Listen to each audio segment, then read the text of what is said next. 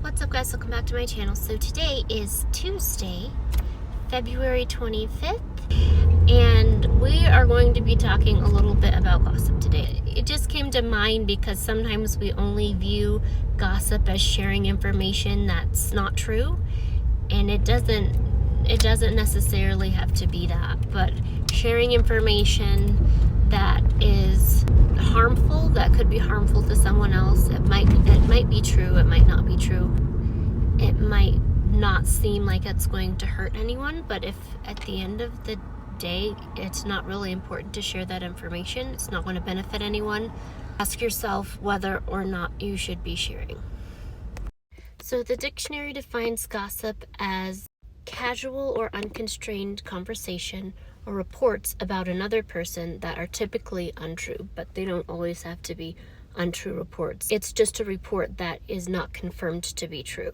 So we can easily see how that can become harmful when we're spreading lies, when we're unwittingly, spreading lies about another person just because we think something might be accurate.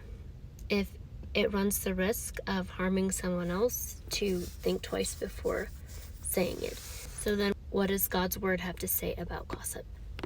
Exodus 23:10 says you should not spread a false report. Leviticus 19:16 says you should not go around and be a slanderer among your people. Psalm 34:13, keep your tongue from evil and your lips from deceit. And it goes on and on and on about the importance of making sure that when we open our mouths, we're not condemning people with our words by spreading lies, by telling stories that aren't true. I love you guys. I hope this was helpful to someone. I know some of the reasons that I used to partake in gossip. I think it's something that a lot of us are guilty of, but it's a good thing to try to avoid. One of the reasons that I used to do it was to fit in, right? Nobody wants to be the odd person out. And sometimes it's easier to go along with gossip, whatever someone else is talking about, if it's positive or negative, to not say anything, than it is to excuse yourself from the situation or try to give the person a compliment or redirect the conversation in a more positive direction. But ultimately, sometimes that can save someone from themselves. Someone who is participating in gossip and they don't see a way out. If you handled the situation constructively, it will show them that it's possible for them to do the same.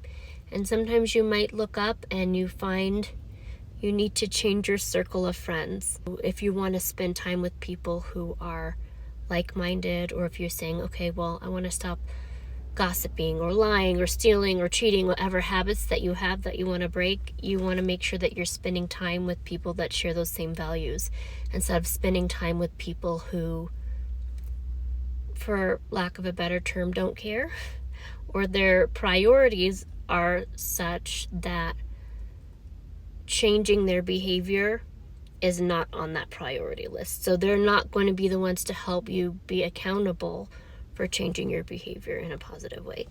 And that includes gossiping. I love you guys.